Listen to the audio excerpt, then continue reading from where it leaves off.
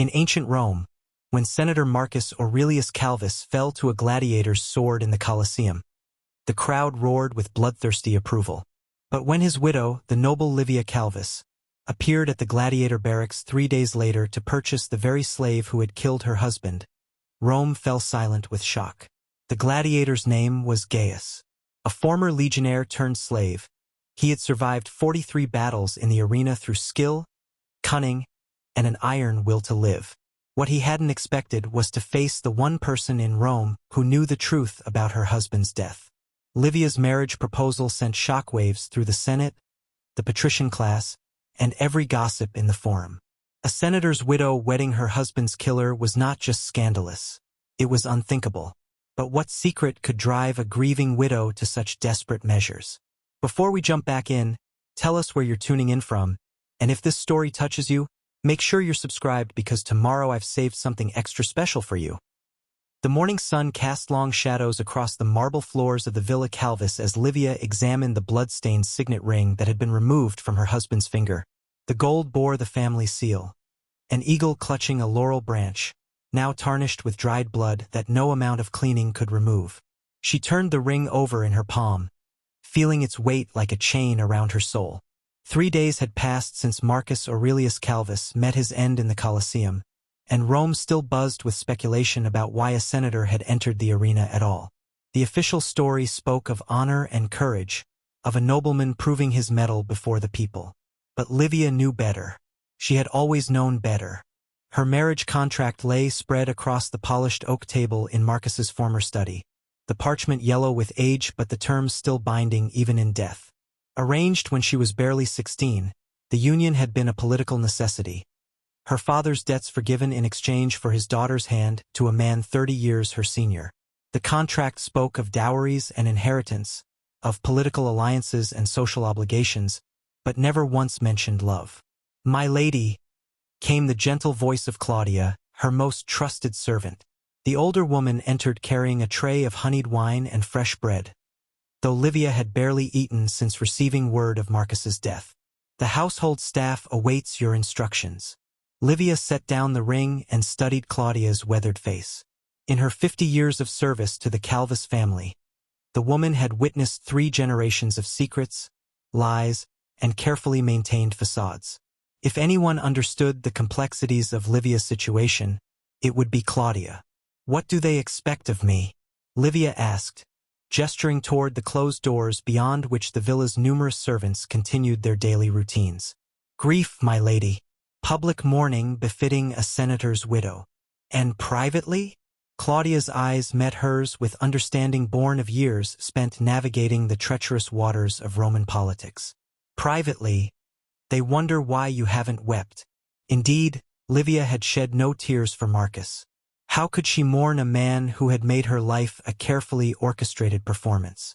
For 15 years, she had played the dutiful wife, hosting dinner parties for his political allies, managing his household with quiet efficiency, and bearing his verbal cruelties with practiced grace. Marcus had never struck her. He was too calculating for such crude displays, but his words could cut deeper than any blade. She walked to the window overlooking the villa's gardens, where marble statues of long-dead emperors stood sentinel among perfectly manicured hedges. Everything about this place reflected Marcus's obsession with control and status. Even the flowers were arranged in rigid geometric patterns that prioritized order over beauty. "Claudia, what do you know of gladiators?" The older woman's eyebrows rose slightly. "My lady, the one who killed Marcus. What manner of man was he?" Claudia set down the tray and approached carefully. "His name is Gaius, my lady. Former legionnaire, they say. Served with distinction before circumstances changed his fortune." "What circumstances?" "Political troubles, I'm told. His commanding officer fell from favor, and Gaius was swept up in the aftermath. Sold into slavery to satisfy debts that weren't his own." Livia nodded slowly. She had suspected as much. Marcus had mentioned the gladiator in passing weeks before his death, referring to him as an interesting specimen, with a tone that suggested more than casual observation. Her husband never spoke casually about anything. "He fought with reluctance," Claudia continued. The crowd noticed. A gladiator who kills without joy is unusual in the arena. Yet he killed effectively. When pressed, yes, Marcus gave him little choice. The admission hung between them like incense in a temple heavy with unspoken implications.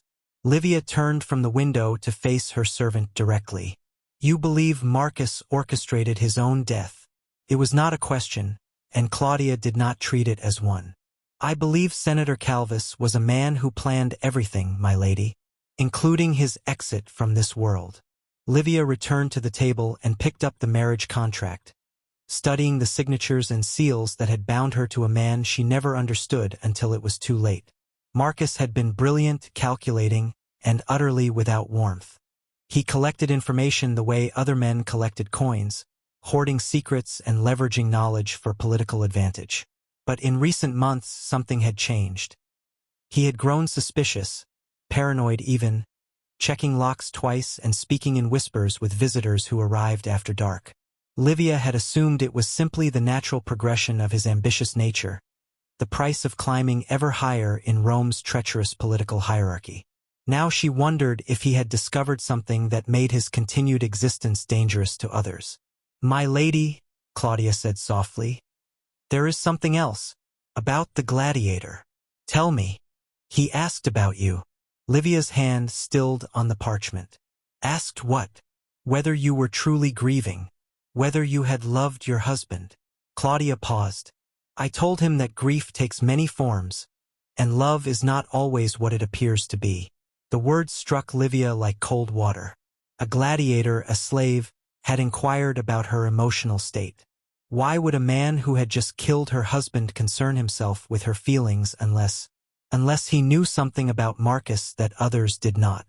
Claudia, Livia said, her voice steady despite the racing of her heart.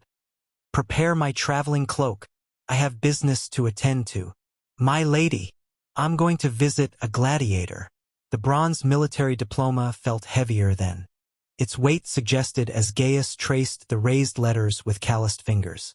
Issued 15 years ago by the 2nd Legion Augusta, the tablet bore witness to his honorable service along Hadrian's Wall, fighting Pictish raiders in the mists of Britannia. Now it served as his only reminder of a life before iron shackles and arena sand. Still dreaming of your glory days? Brutus asked from the adjacent cell, his scarred face twisted into what might have been sympathy. The Thracian gladiator had lost his left eye to a tiger 3 years prior, but his remaining vision was sharp enough to read the melancholy in his friend's expression. Gaius carefully wrapped the diploma in oiled leather and returned it to its hiding place beneath the straw mattress. In the gladiator barracks, possessions were few and precious. A man's past could be stolen as easily as his bread ration. I dream of many things, Gaius replied, settling against the stone wall. Most of them involve being somewhere else. The Ludus Gladiator School of Quintus Maximus housed nearly 200 fighters in varying stages of training and despair. Some, like Brutus, had been born into slavery and knew no other life. Others, like the Germanic tribesmen captured in recent campaigns, raged against their chains with the fury of caged wolves. But men like Gaius, who had fallen from citizen to slave through political misfortune, carried a different kind of burden, the weight of knowing exactly what they had lost.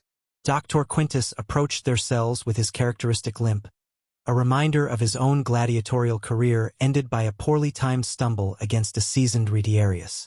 The old trainer's weathered face held the accumulated wisdom of a man who had learned to read death in the subtle shift of a fighter's stance. Gaius, he called, producing an iron key. You have a visitor. Such announcements were rare. Gladiators received few guests beyond physicians treating injuries and occasional family members saying final farewells. Gaius rose slowly, his body still aching from the previous day's combat. Killing Senator Marcus Calvus had required every skill he possessed, and the memory of the man's final moments haunted him more than any of his previous 42 victories. Who comes to see a slave? Brutus asked, genuine curiosity overriding his usual cynicism. Perhaps someone who values honesty over status, Gaius replied, though he had no idea what to expect. The visitor's chamber was a stark room furnished with 2 wooden chairs and a small table. Gaius had been here twice before, once when a distant cousin begged him to confess to crimes he had not committed, and once when his former commanding officer offered empty promises of intervention that never materialized. But today's visitor transformed the shabby space simply by occupying it. Livia Calvus sat with the poise of a woman born to nobility, yet her dark eyes held depths that spoke of intelligence and pain carefully concealed. She wore a simple stola of deep blue, appropriate for mourning, but her bearing suggested strength rather than fragility. This was not the broken widow Gaius had expected. "You are surprised to see me," she observed, her voice carrying the cultured accent of educated patricians. "Senators' widows rarely visit the men who made them widows," Gaius replied carefully. In the arena, he had learned to read opponents quickly, but this woman presented no obvious threat, which made her infinitely more dangerous than any beast he had faced. "I am not like most senators' widows." She studied his face with unsettling intensity. "Nor, I suspect, are you like most gladiators." Gaius remained standing, unwilling to sit without permission. 15 years of military discipline followed by 3 years of slavery had taught him the value of observing proper hierarchy, even in circumstances that defied normal social conventions.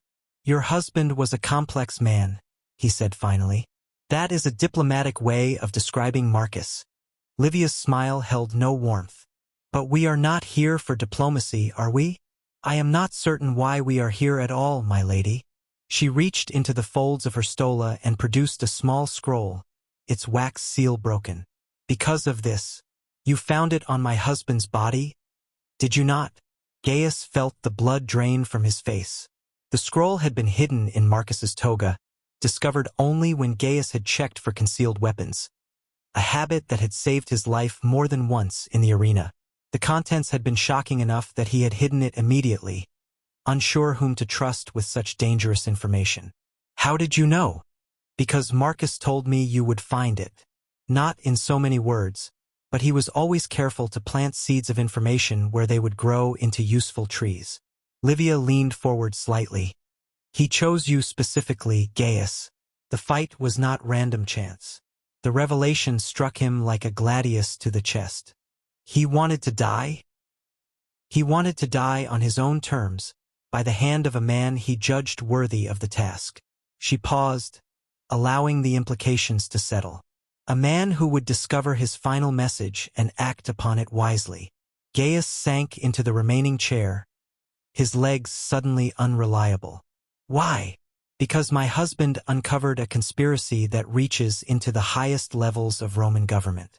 Because he knew his own death was inevitable but refused to die quietly in his bed, poisoned by enemies who would claim natural causes." Livia's voice carried steel beneath its cultured tones.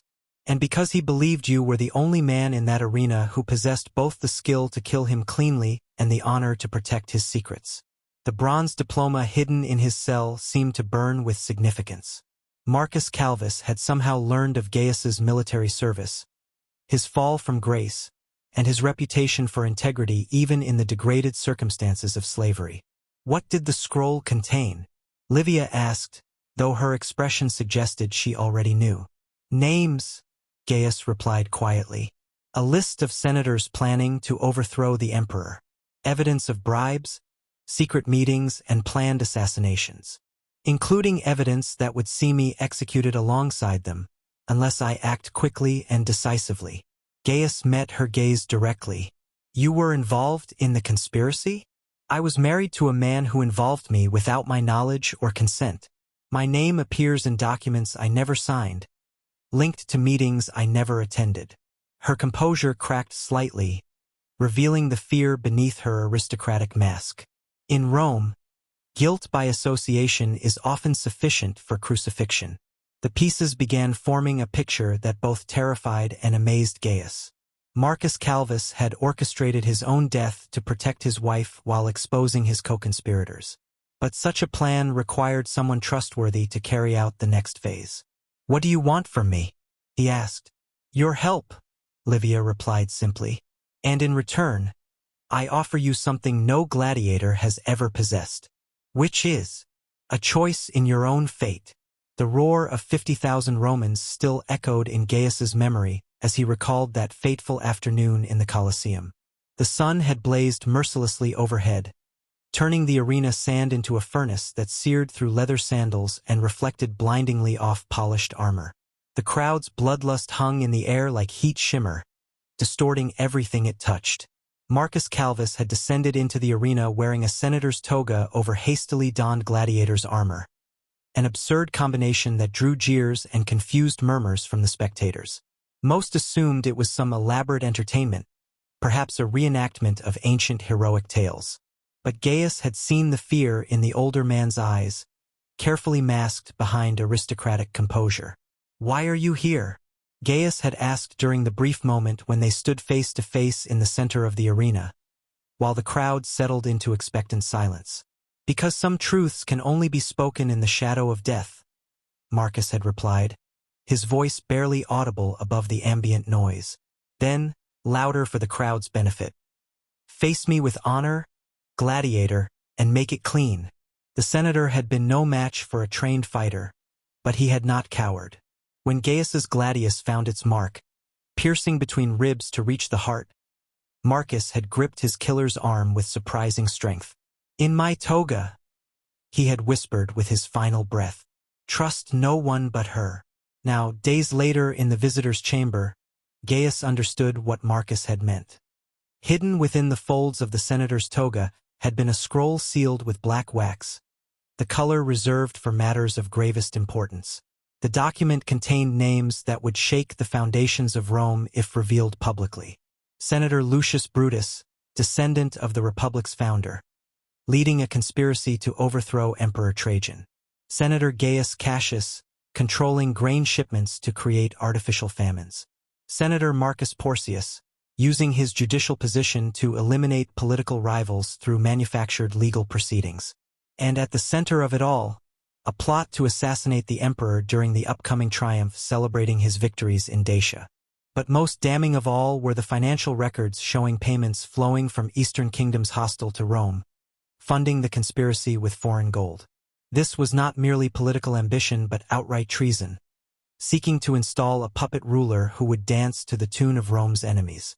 Marcus discovered the conspiracy by accident, Livia explained, her voice steady despite the magnitude of what she revealed. He was investigating irregularities in Syrian grain contracts when he uncovered the pattern of payments. At first, he thought it was simple corruption, senators skimming profits from provincial trade deals. But the amounts were too large, the coordination too sophisticated. Gaius studied the scroll she had produced, recognizing the handwriting as Marcus's own meticulous script. The dead senator had documented everything with the thoroughness of a man who understood that details meant the difference between success and catastrophe. He tried to report his findings through proper channels, Livia continued, but every approach was met with delays, deflections, or outright hostility. Marcus realized the conspiracy had infiltrated the very institutions meant to investigate such crimes. So he decided to take matters into his own hands. He decided to become the evidence himself. Livia's composure wavered slightly. Marcus knew they would kill him once they realized how much he had learned. But if he died publicly, dramatically, in circumstances that would generate scrutiny and speculation, his death would become a message rather than simply an elimination. The calculated nature of Marcus's sacrifice left Gaius feeling hollow. He had been manipulated as surely as any puppet, his honor and skill used to serve purposes he had not understood. Yet he could not deny the courage it had taken for Marcus to walk into that arena knowing he would not walk out. "There is more," Livia said, producing a second document from within her cloak. This was hidden in Marcus's private study, sealed behind a false wall I discovered only yesterday. The second scroll contained even more devastating information, detailed plans for the emperor's assassination, including the specific weapons to be used, the positions of corrupted Praetorian guards, and the sequence of events that would follow Trajan's death. The conspirators intended to claim the emperor had died of natural causes while simultaneously producing a forged will naming Lucius Brutus as his chosen successor. They planned to move during the triumph, Gaius observed, studying the timeline outlined in Marcus's notes. when the emperor is most exposed to the public, most vulnerable to attack. 3 days from now, Livia confirmed. Unless we can prevent it. Gaius looked up sharply. You think I came here merely to share information? I need your help, Gaius. Marcus trusted you enough to die by your hand. I am trusting you enough to live by your choices. The weight of that trust felt heavier than any armor he had ever worn. A gladiator's life was simple: fight, win, survive. But what Livia proposed would thrust him into the complex world of Roman politics, where words carried as much danger as swords and loyalty was a commodity to be bought and sold. If we expose this conspiracy, what becomes of you? He asked. If we succeed, I am vindicated as a loyal citizen whose husband died protecting the empire. If we fail, she left the sentence unfinished, but they both understood the implications. Failure would mean crucifixion for treason, their bodies left to rot as warnings to other would-be conspirators. And what becomes of me? Livia met his gaze with eyes that held both determination and desperate hope. That depends entirely on whether you are willing to be more than a gladiator. The hidden scroll felt warm in Gaius's hands, as if Marcus's final words had transferred some essential heat that refused to cool. 3 days to prevent the assassination of an emperor. 3 days to expose a conspiracy that reached into the heart of Roman power. 3 days to transform himself from slave to savior of the empire. Tell me what you need, he said. The manumission papers crackled like dried leaves as Livia spread them across the wooden table in Dr. Quintus's office. The old gladiator trainer examined the documents with eyes that had seen every form of deception the human heart could devise. But these bore the genuine seals and signatures that transformed slaves into free men. 500,000 sestertii, Quintus muttered, running weathered fingers over the sum. Written in precise numerals. Enough to buy a dozen gladiators of equal skill. Gaius is worth a dozen ordinary fighters, Livia replied, her voice carrying the authority of someone accustomed to making expensive decisions without hesitation. Quintus laughed, a sound like grinding millstones. My lady, I trained this man myself. He is exceptional, yes, but no slave is worth bankrupting a senator's widow. What the trainer could not understand was that Livia was not purchasing a gladiator. She was buying an ally whose freedom would bind him to her cause more effectively than any chain. The manumission papers represented more than legal documentation. They were an investment in survival. The price is not negotiable, she said firmly. However, there is one condition that must be written into the transfer of ownership. My lady, Gaius will not be freed immediately upon purchase. His manumission will take effect only after he fulfills a specific obligation. Quintus raised an eyebrow. Roman law permitted such arrangements, though they were typically used to ensure newly freed slaves remained loyal to their former masters for prescribed periods. What obligation? Marriage to me. The words fell into the room's silence like stones into still water, creating ripples of shock that spread across Quintus's scarred features. In his 40 years of training gladiators, he had witnessed every possible arrangement between masters and slaves, but never had a patrician woman proposed matrimony as a condition of manumission. My lady, he said carefully, such a union would be unprecedented. Unprecedented circumstances require unprecedented solutions. Quintus leaned back in his chair, studying Livia with the attention he normally reserved for evaluating a fighter's potential. What does Gaius say about this arrangement? He has not yet been informed of the specific terms, but he will understand their necessity once the situation is explained properly. The trainer's expression grew skeptical. You believe a gladiator will agree to marry his master's widow merely to gain freedom? I believe Gaius will agree to marry me because it serves purposes larger than personal liberation. Livia had spent sleepless hours considering the legal complexities of her situation. Marcus's involvement in the conspiracy, however unwilling, had created a web of legal vulnerabilities that could destroy her family's name and fortune. Roman law viewed wives as extensions of their husband's legal identity. Marcus's crimes would become her crimes unless she could demonstrate clear separation from his activities. Marriage to Gaius would accomplish several objectives simultaneously. As the wife of a former gladiator rather than a senator's widow, she would assume a new legal identity that distanced her from Marcus's political associations. The union would also provide her with a protector whose combat skills and military experience could prove invaluable in the dangerous days ahead. But most importantly, the marriage would transform Gaius from a slave with no legal standing into a Roman citizen with the right to testify before tribunals and make accusations against other citizens. His testimony about Marcus's final words and the hidden documents would carry legal weight that no slave statements could possess. There is another consideration, Livia added, producing a leather purse heavy with gold coins. A bonus payment for your discretion regarding the timing and circumstances of this transaction. Quintus weighed the purse in his palm, feeling the substantial heft of genuine Roman aurei. What discretion do you require? The purchase must appear spontaneous, driven by grief and perhaps temporary madness. If anyone asks, you will say I arrived in an emotional state, demanding to buy my husband's killer for reasons you could not fathom.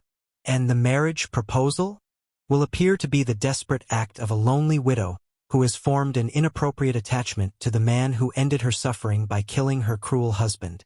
The fabricated narrative would protect them both. Roman society could accept the eccentric behavior of a grieving widow, attributing her choices to temporary instability rather than calculated planning. The story would spread through the city's gossip networks, creating a cover for their real activities while they worked to expose the conspiracy. Quintus nodded slowly. I can arrange such a fiction. But what happens when Gaius learns the true terms of his purchase? He will understand that some chains are forged from necessity rather than cruelty. The old trainer stood and walked to the window overlooking the training yard, where gladiators practiced their deadly arts under the afternoon sun. Gaius was among them, his movements precise and economical as he sparred with a younger fighter. Even in practice, his techniques demonstrated the disciplined efficiency of professional soldiering rather than the flashy theatrics preferred by many arena performers. He is not like the others, Quintus observed. The gladiator's life has not broken his spirit as it does most men of his background, which is precisely why I need him. And if he refuses your proposal? Livia had considered this possibility during her planning. Gaius could reject the marriage and choose to remain a slave rather than accept what might appear to be a degrading bargain. But she believed his military honor and natural sense of justice would compel him to accept any arrangement that served the greater good of Rome. Then I will find another way to accomplish what must be done, she replied. But I do not believe he will refuse. Quintus returned to the table and carefully examined the manumission papers once more. The documents were flawlessly prepared, bearing the seals of proper authorities and witnessed by respectable citizens. When activated, they would transform Gaius into a free man with full legal rights and social standing. Very well, he said finally. I will summon Gaius and inform him of his change in circumstances. Summon him, yes, but allow me to inform him of the specific conditions. As Quintus departed to retrieve his most valuable gladiator, Livia remained alone with the papers that would reshape two lives forever. The manumission documents represented more than legal freedom. They were a declaration of war against the forces that had destroyed her husband and threatened the empire itself. In a few moments, she would ask a man she barely knew to bind his fate to hers in marriage, to risk his newly purchased freedom in service to a cause that could easily destroy them both. The request was audacious, desperate, and possibly insane. It was also their only hope of preventing the assassination of an emperor and saving Rome from the chaos that would follow Trajan's death. The sound of approaching footsteps announced Gaius's arrival. Livia folded the manumission papers carefully, preparing to offer a slave his freedom and a gladiator his chance at redemption. The ancient wedding veil lay across Livia's bed like morning mist, its delicate silk threads woven by her great-grandmother's hands nearly a century ago.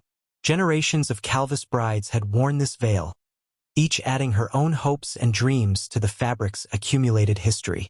Now it would serve a purpose none of those women could have imagined, legitimizing a union that defied every convention of Roman society. Gaius stood in the doorway of Livia's private chambers, his presence filling the elegant space with an energy that seemed to charge the very air. Free of his gladiatorial chains for the first time in 3 years, he moved with renewed confidence, though his eyes remained watchful. Freedom, he had learned, could be more dangerous than captivity. "You propose marriage," he said, his voice carrying neither acceptance nor rejection, merely acknowledgement of an extraordinary circumstance. "I propose survival," Livia replied, lifting the veil to examine its intricate patterns in the lamplight. "Marriage is simply the legal mechanism that makes survival possible." She had explained the conspiracy in detail, sharing Marcus's documents and her own analysis of their precarious situation. Gaius possessed a soldier's ability to process complex information quickly, and she had watched understanding dawn in his dark eyes as he grasped the full scope of their danger. "You could flee Rome," he pointed out, "take your wealth and disappear into the provinces. Live quietly under an assumed name until this storm passes. And abandon the empire to these traitors? Allow them to murder Trajan and install their puppet ruler." Livia shook her head firmly. "That is not survival. That is cowardice." Gaius studied her with the attention he had once applied to battlefield tactics. "You speak of the empire as if its fate matters more than your own life. Doesn't it?" The question hung between them like a challenge. Gaius had served Rome as a legionnaire, had bled for the eagle standards in distant lands where barbarians tested the empire's resolve. He understood the concept of duty that transcended personal welfare. But 3 years of slavery had taught him that noble ideals offered little protection against the realities of power and politics. "Marriage to me will destroy your social standing," he said. "You will become an outcast among your own class, forever marked as the patrician woman who wed her husband's killer. Better an outcast with purpose than a victim without hope." Livia set down the veil and faced him directly. "Gaius, I am not asking you to love me. I am not even asking you to like me. I am asking you to help me prevent the destruction of everything we both have sworn to protect. And in return? In return, you receive freedom, citizenship, and the legal authority to bring these conspirators to justice. Your testimony before the Senate will carry the weight of Roman law rather than the worthless words of a slave." Gaius walked to the window overlooking the villa's gardens, where evening shadows stretched across marble pathways like grasping fingers. The view reminded him of the British countryside where he had served, though these carefully cultivated landscapes lacked the wild beauty of northern moors and forests. "There is something you have not considered," he said without turning. "I am a gladiator. My hands are stained with blood spilled for entertainment. No amount of legal documentation can wash away that reality." "Marcus chose you precisely because of what you are," Livia replied. "He could have arranged to die by poison, blade, or a dozen other methods. Instead, he chose to face you in honorable combat because he knew you possessed both the skill to grant him a clean death and the integrity to protect his final secrets." "How can you be certain of my integrity? You know nothing about me beyond my service record and arena performance." Livia smiled, the expression transforming her face from patrician, reserved to genuine warmth. "I know you asked Claudia whether I truly grieved for Marcus. A man concerned only with his own welfare would not waste thought on his victim's widow." The observation struck closer to truth than Gaius cared to admit. In the 3 days since Marcus's death, he had found himself wondering about the woman left behind, imagining her grief and isolation. The inquiry had been born from empathy rather than curiosity, a recognition that his actions had consequences beyond the arena's boundaries. "I know you returned the scroll to its hiding place rather than destroying it or selling its secrets to the highest bidder," Livia continued. "I know you refused the trainer's offer to claim Marcus's death was accidental, though such a lie would have enhanced your reputation. And I know you agreed to meet with me despite having every reason to fear a trap." Each point built upon the others like stones in a foundation, creating a structure of trust that surprised them both with its solidity. Gaius turned from the window to find Livia watching him with eyes that held neither pity nor manipulation, only honest assessment of shared necessity. "If I agree to this marriage," he said carefully, "what happens afterward? Assuming we survive whatever comes next, what becomes of a union built on political expediency?" That depends entirely upon what we choose to build together. The answer was both honest and evasive, acknowledging uncertainty while refusing to make promises that circumstances might render impossible to keep. Gaius appreciated the honesty even as he recognized its limitations. You realize this plan could fail catastrophically. We could be denounced as conspirators ourselves, executed as enemies of the state. Yes, we could be wrong about the assassination plot. The evidence could be fabricated, the conspiracy a phantom. Also possible.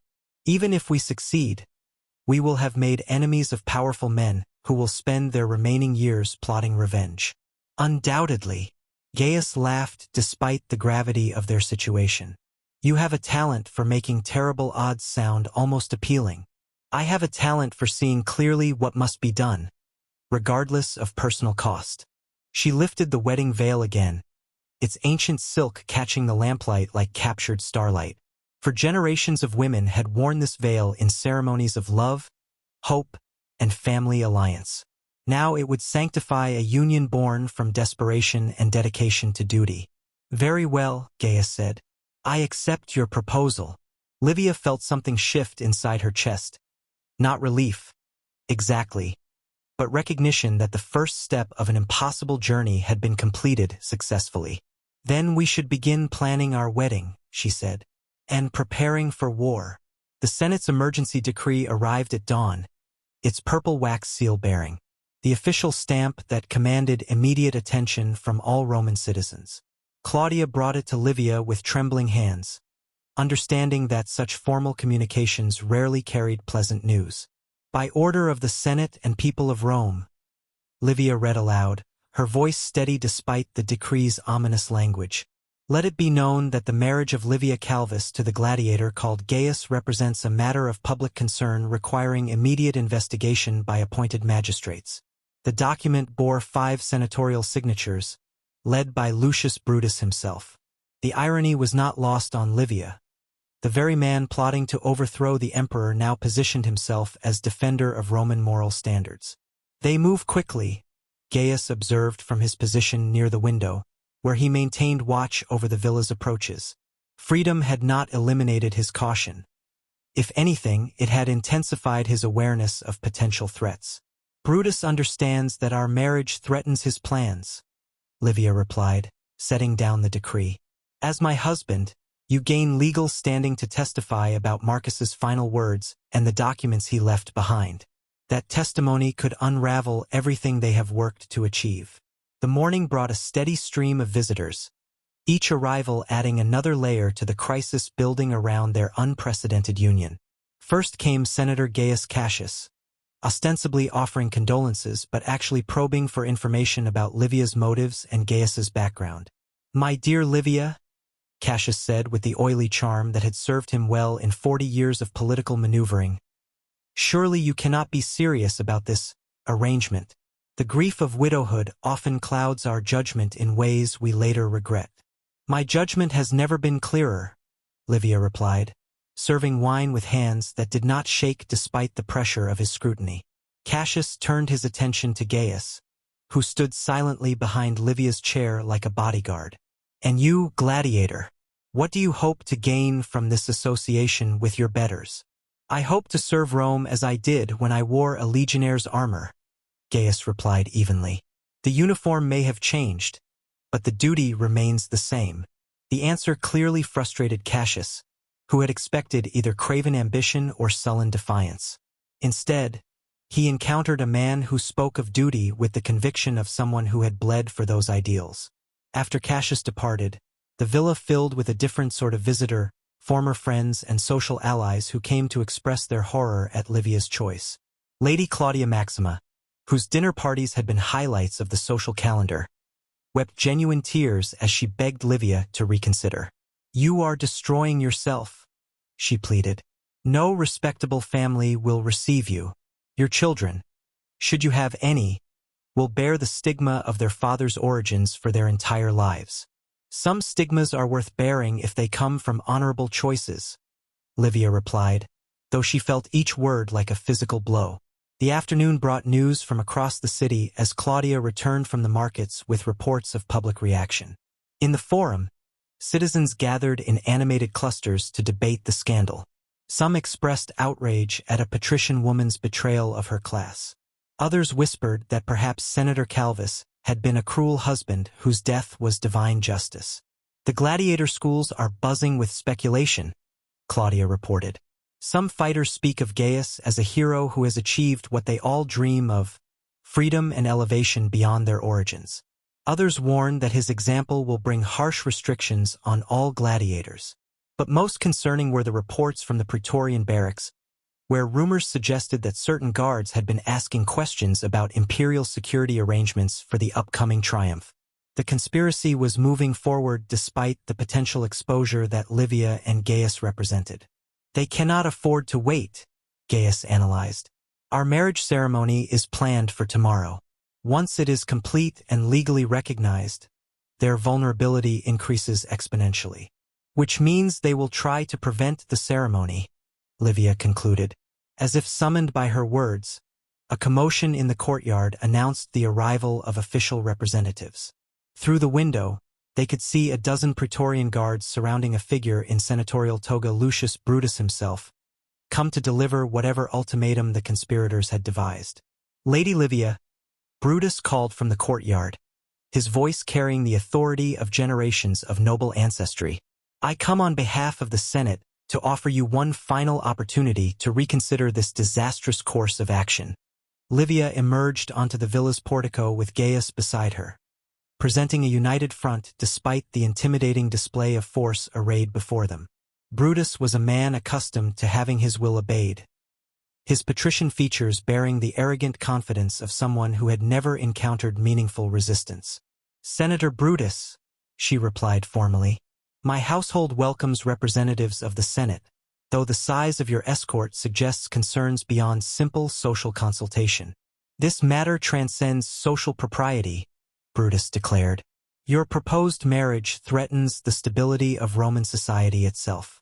A patrician woman wedding her husband's killer sets a precedent that could destroy the foundations of civilized order. The only threat to Roman stability comes from those who would murder emperors and install puppet rulers, Gaius said quietly, his words carrying clearly across the courtyard. The statement struck like lightning, illuminating the true nature of their confrontation. Brutus's face darkened with fury and something approaching fear as he realized that his enemies knew far more than he had suspected. Careful, gladiator, Brutus warned. Accusations against Roman senators require substantial proof. Without such evidence, your words constitute sedition punishable by crucifixion. Then we should be grateful that such evidence exists, Livia replied calmly. The battle lines were now clearly drawn. Brutus and his co-conspirators could no longer pretend this was merely about social scandal or improper marriage arrangements. They faced opponents who possessed knowledge that could destroy them all. One day, Brutus said, his voice deadly quiet, you have one day to abandon this madness and accept exile from Rome. Refuse, and face the consequences of defying the Senate's will. As the Praetorians departed with their senatorial leader, Livia and Gaius remained on the portico, watching the dust settle behind the departing soldiers. He will not wait for our answer, Gaius observed. No, Livia agreed. Tonight, they will try to kill us both. The war had begun. The ceremonial wedding cup gleamed. In the morning light, its silver surface etched with traditional symbols of fertility and prosperity. Crafted by the finest metalworkers in Rome, it had served at Calvus family weddings for 3 generations, holding the sweet wine that sealed matrimonial bonds.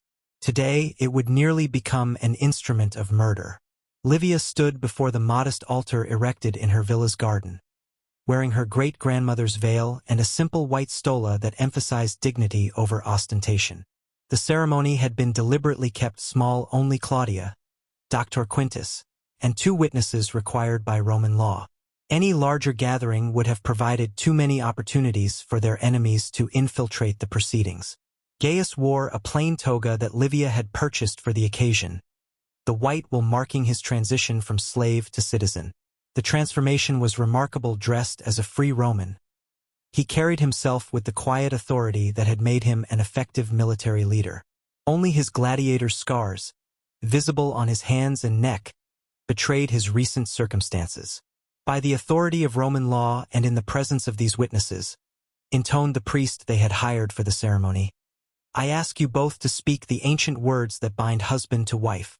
The priest, an elderly man named Marcus Aurelius, a different Marcus than her deceased husband, had agreed to perform the ceremony despite its controversial nature. His fee had been substantial, but Livia understood that some services required premium compensation when they carried social risk. When and where you are Gaius, I am Gaia. Livia spoke the traditional formula, her voice steady despite the magnitude of what she committed herself to. The words transformed her legal identity completely, making her fortune and fate inseparable from the man beside her. I take you as my wife to honor and protect according to Roman custom, Gaius replied, his military bearing lending weight to vows that others might have spoken carelessly. The priest lifted the ceremonial cup, its silver surface reflecting the morning sun like captured starlight. Let this wine symbolize the sweetness you will share and the bitter times you will endure together.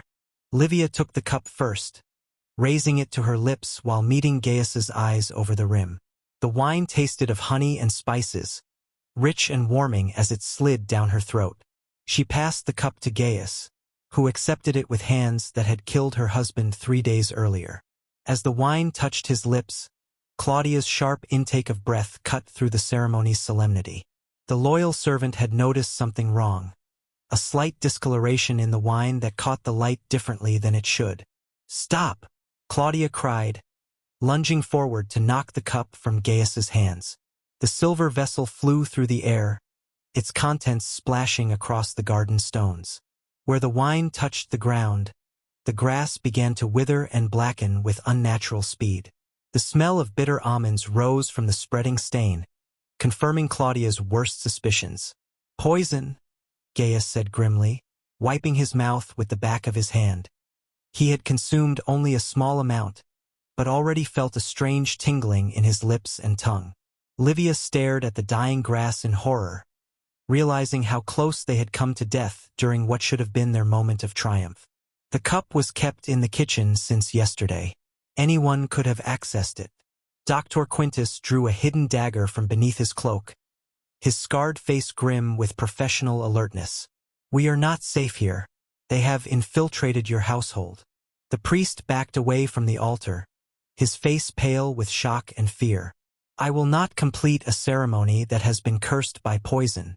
The gods clearly oppose this union. The only gods opposing us are men who serve gold instead of honor," Gaius replied, though he swayed slightly as the poison worked its way through his system. Claudia produced a small vial from her belt pouch, an antidote she had prepared after overhearing kitchen gossip about suspicious visitors. "Drink this quickly," she urged Gaius. "It will counteract most common poisons, though you will feel ill for several hours." As Gaius downed the bitter antidote, sounds of approaching horses reached them from beyond the villa's walls. Through the garden gates, they could see a column of Praetorian guards advancing at a steady pace, too many to be a casual patrol, too well organized to be responding to reports of the poisoning. They planned this perfectly, Livia realized. Poison us during the ceremony, then arrive to investigate reports of suspicious deaths. Our bodies would provide convenient evidence that the gods themselves opposed our union. "The ceremony is not complete," the priest protested. "Without the proper conclusion, the marriage has no legal standing." Livia grabbed the fallen cup and examined its silver surface, noting the fine residue that still clung to the metal. "Claudia, bring wine from the kitchen stores. A different vintage, from bottles that have remained sealed." "My lady, there is no time. The guards will be here within minutes." "Then we make time." Livia's voice carried steel beneath its cultured tones. "This marriage must be completed legally and properly, or everything we have sacrificed will mean nothing." Gaius straightened despite the poison's effects, drawing strength from her determination. "She is right. If we flee now without completing the ceremony, we become fugitives rather than lawfully wedded citizens with the right to bring charges against our enemies." Claudia raced to the kitchen and returned with an amphora of wine that bore unbroken seals, proving its contents had not been tampered with. She poured fresh wine into a simple clay cup while the sound of marching feet grew closer. "By the authority of Roman law," the priest said hastily, motivated by fear rather than devotion, "I pronounce you husband and wife according to ancient custom." Livia and Gaius shared the untainted wine in quick succession, the legal bond forming between them just as the Praetorian guards reached the villa's main entrance. The timing was so close that the last drops of wine were still wet on their lips when armored soldiers burst into the garden. "Citizens of Rome," the lead centurion announced, "we come to investigate reports of suspicious deaths at this location." "As you can see," Livia replied with remarkable composure, "we are very much alive, though someone did attempt to poison us during our wedding ceremony." The centurion's eyes narrowed as he realized that his mission had failed. Instead of finding convenient corpses, he faced two living citizens who now possessed the legal standing to make formal accusations against their enemies. "Attempted murder during a wedding ceremony," Gaius added, his voice growing stronger as the antidote took effect. "A crime that demands investigation by the highest authorities." The failed assassination had become evidence of the conspiracy itself, transforming what should have been a victory for Brutus into a dangerous liability. The hunters had become the hunted, and the real battle was just beginning. Marcus's secret ledger lay hidden beneath a false bottom in his study desk, its leather binding worn smooth by countless hours of meticulous record-keeping. Each page contained details that could topple government's payments to foreign agents, bribes to Praetorian guards, and a network of corruption that stretched from the Syrian provinces to the heart of Rome itself. Livia ran her finger down columns of numbers that represented more than simple accounting. Every entry documented another thread in the web of treason that had ultimately cost Marcus his life. Here, a payment of 50,000 denarii to a Germanic chieftain for information about Roman troop movements. There, a series of deposits to Senator Cassius's private account, funded by Egyptian grain merchants seeking favorable trade agreements. "Your husband was thorough," Gaius observed, reading over her shoulder. The poison's effects had faded, leaving him with only a slight headache and newfound respect for Marcus's investigative abilities.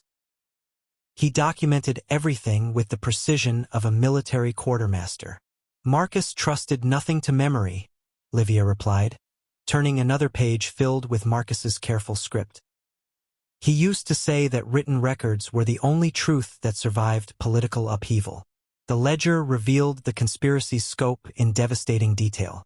Senator Lucius Brutus had received over 2 million sestertii from Parthian agents seeking to weaken Rome's eastern defenses.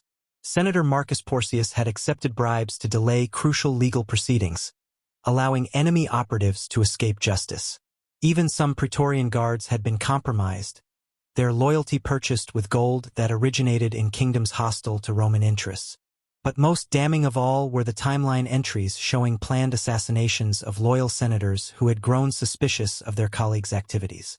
Marcus's own name appeared on a list dated just 1 week before his death, confirming that his decision to die in the arena had been motivated by knowledge of an imminent murder attempt. "Look at this," Gaius pointed to a series of entries near the ledger's end. "Payments to gladiator trainers and arena officials." They were planning to use the games as cover for political eliminations. Livia studied the reference dates and amounts, understanding dawning like sunrise after a dark night. They have been staging accidental deaths in the arena for months. Senators who asked inconvenient questions, magistrates who investigated the wrong crimes, merchants who refused to cooperate with their schemes. The revelation transformed their understanding of the conspiracy entirely. This was not merely a plot to overthrow the emperor, but a systematic campaign to eliminate anyone who threatened their network of corruption and treason. The arena had become their private execution chamber, where political murders could be disguised as entertainment. "We need to get this information to the emperor immediately," Gaius said, closing the ledger carefully. "Trajan must know about the planned assassination before the triumph tomorrow." "Getting to the emperor will not be simple," Livia warned. "Brutus controls access to the imperial palace through his position on the Senate Security Committee. Any attempt to reach Trajan directly will be blocked or intercepted. Then we find another way." Livia walked to the window overlooking her villa's courtyard, where Praetorian guards still maintained their presence under the pretense of investigating the poisoning attempt. Their centurion, Marcus Flavius, seemed genuinely concerned about the attack rather than complicit in it, suggesting that not all of the guard had been corrupted. "Flavius," she called down to the courtyard, "might I speak with you privately?" The centurion approached the villa's entrance with military bearing, his weathered face reflecting years of loyal service to Rome. Unlike many Praetorians who had grown soft from palace duty, Flavius carried himself like a man who remembered the frontier campaigns that had forged the empire's strength. "Lady Livia," he said formally, "I regret that we could not prevent the attack on your household. The investigation continues, but the perpetrators covered their tracks skillfully." Centurion: "How long have you served the empire?" 18 years, my lady, since Emperor Nerva's reign. "And in that service, have you ever encountered evidence of treason among the senatorial class?" Flavius's expression grew guarded. "That is a dangerous question to ask a Praetorian, my lady. These are dangerous times, requiring dangerous questions." Livia gestured for him to follow her into the study, where Gaius waited with the ledger. "What I am about to show you will test your loyalty to Rome itself." The centurion examined Marcus's records with growing alarm, his professional military mind quickly grasping the implications of each documented transaction. Years of experience reading intelligence reports had taught him to recognize patterns of enemy infiltration and corruption. "Jupiter's beard," he whispered, staring at a page detailing Praetorian bribery. "Half the names here are men I serve alongside daily, including officers who will be responsible for the emperor's security during tomorrow's triumph," Gaius added grimly. Flavius looked up sharply. "You believe they plan to strike during the procession?" "We know they plan to strike," Livia corrected. "The only question is whether we can prevent it."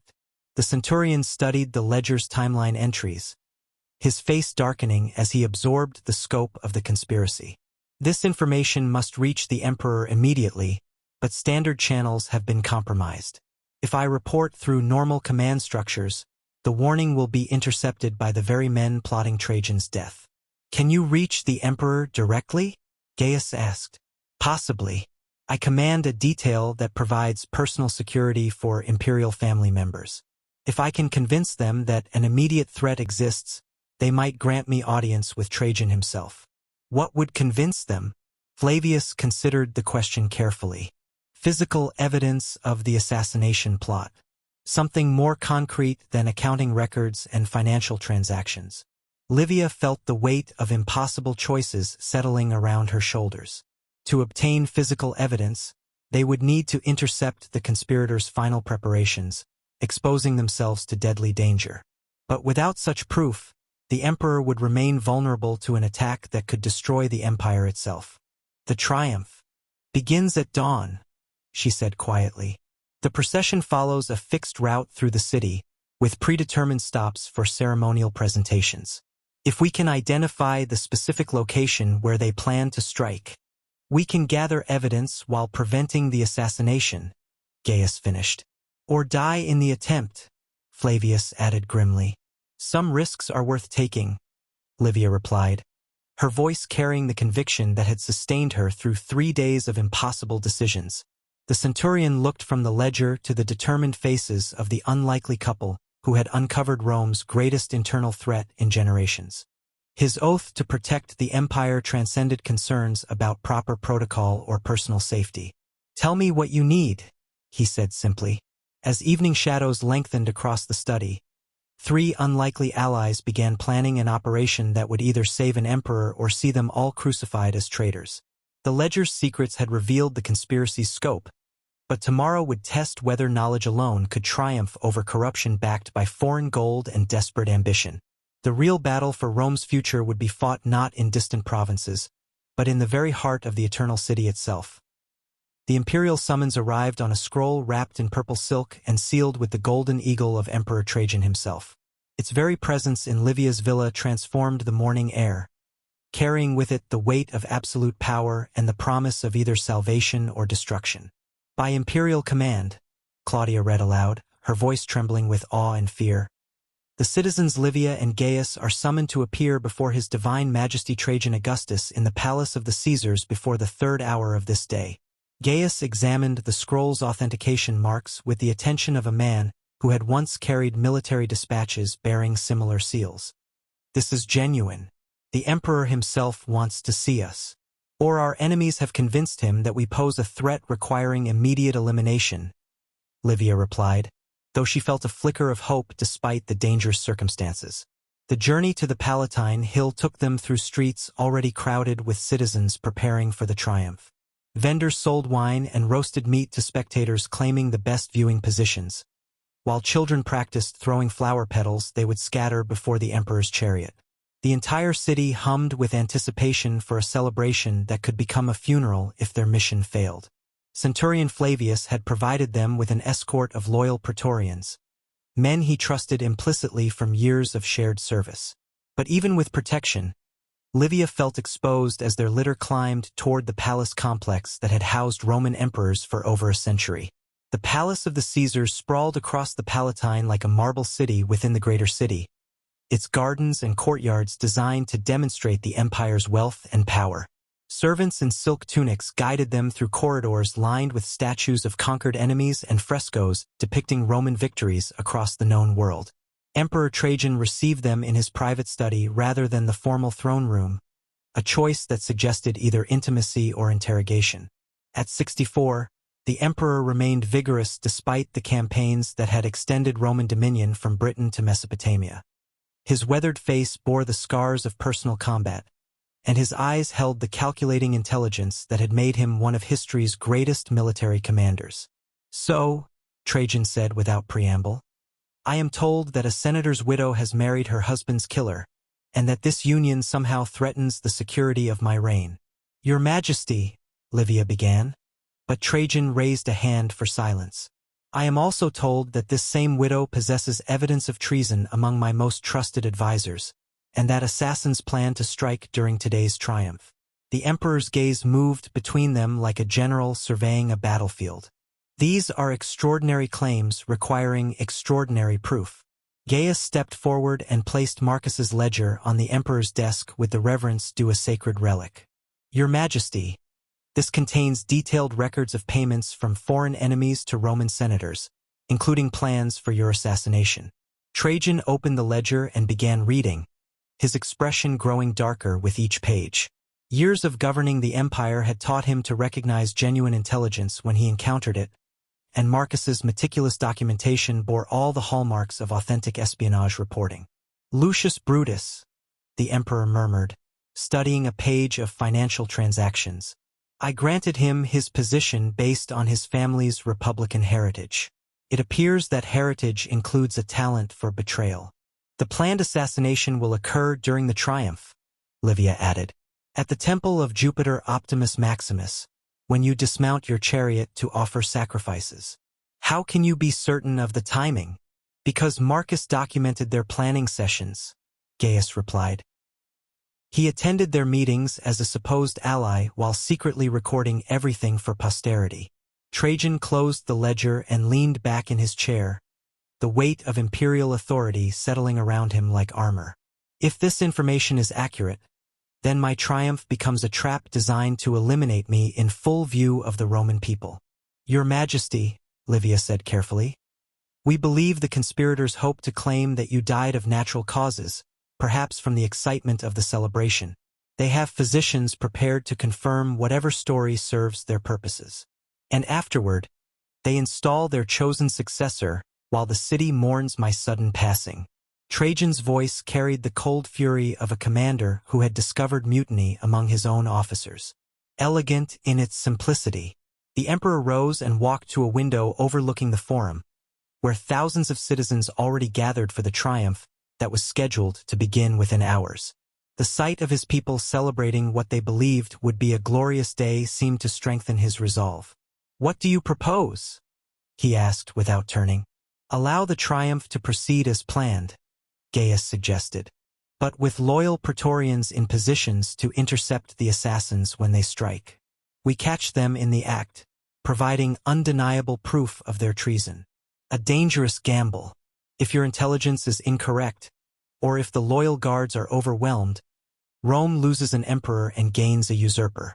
If we cancel the triumph without proof of the conspiracy, Livia pointed out, the conspirators simply delay their plans until the next opportunity. Meanwhile, they work to discredit us and eliminate the evidence. Trajan turned from the window to study the unlikely couple who had brought him this intelligence. You realize that if I accept your proposal, you must participate directly in whatever trap we set. Your credibility as witnesses depends on your willingness to risk everything. We understand, Your Majesty, Livia replied. And you, Gladiator, Trajan addressed Gaius directly. You were a legionnaire before slavery. Do you remember your oath to Rome? I have never forgotten it, Your Majesty. The emperor nodded slowly. Then we proceed with the triumph, but not as the conspirators expect. He moved to his desk and began writing orders with swift, decisive strokes. Centurion Flavius will coordinate security arrangements using only personnel we know to be loyal.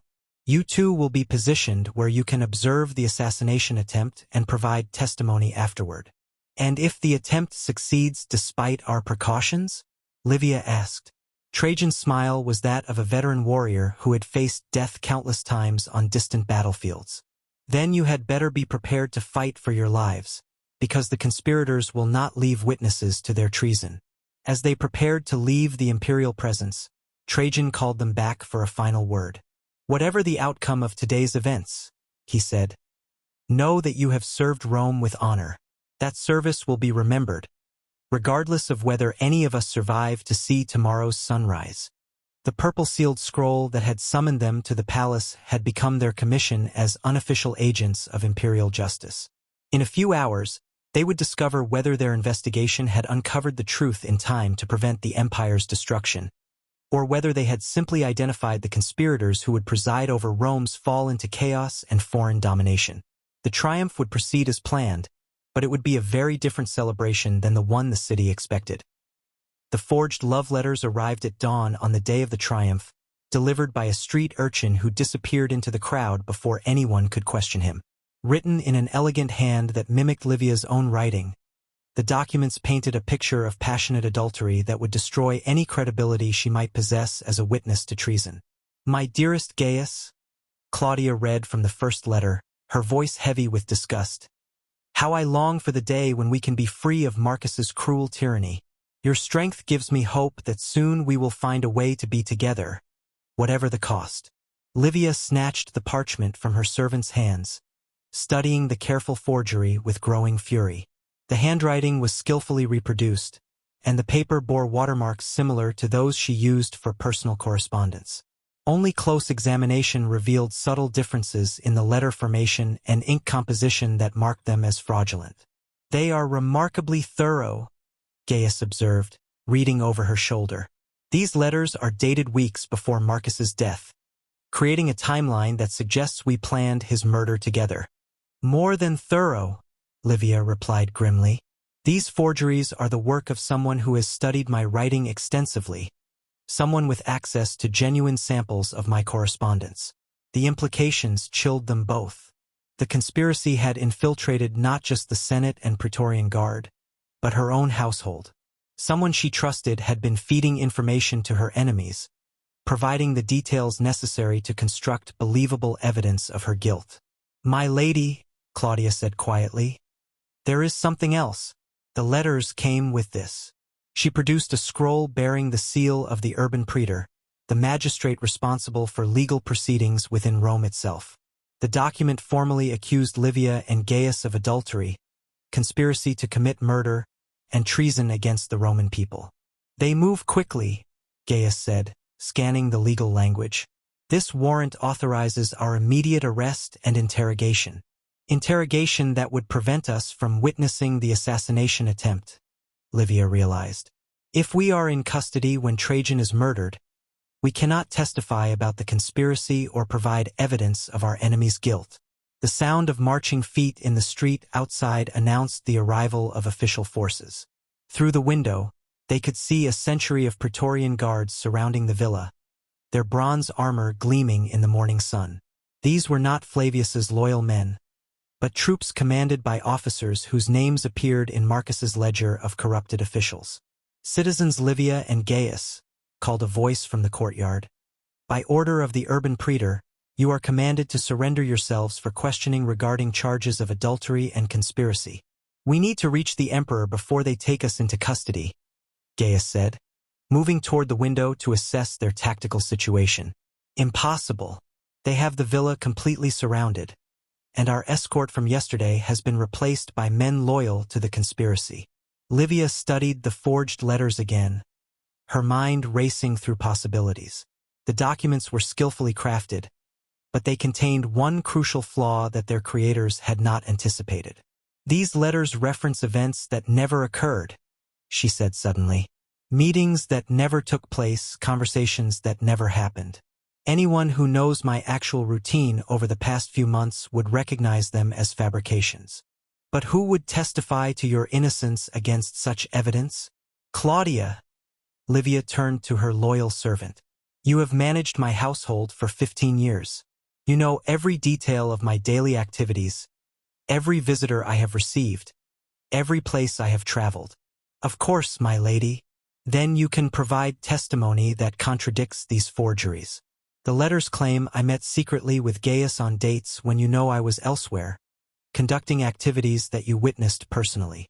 Claudia's face brightened with understanding. The letter dated the Ides of Menses Sextilis claims you spent the afternoon in secret rendezvous. But that was the day you visited your sister's grave with me, staying until sunset to tend the memorial flowers. Exactly. And this letter from the calends of Menses September describes a supposed meeting at the Gladiator barracks. But you accompanied me to the Temple of Vesta that entire day for religious observances. The forgery's very thoroughness had become their weakness. By creating detailed timelines of fictional events, the conspirators had given their enemies specific claims to refute through documentary evidence and witness testimony. The guards are approaching the main entrance, Gaius warned. We need to leave immediately if we hope to avoid arrest. There is another way out, Livia said, leading them toward the villa's kitchen. A service tunnel that connects to the old aqueduct system. Marcus used it for discreet meetings with informants. They moved quickly through passages designed for servants rather than family members, the narrow corridors forcing them to travel single file through spaces that smelled of cooking fires and stored grain. Behind them, they could hear the guards entering the villa, their heavy footsteps echoing through rooms that would soon be searched systematically. The tunnel emerged in a drainage culvert half a mile from the villa, concealed by overgrown vegetation that had not been trimmed in years.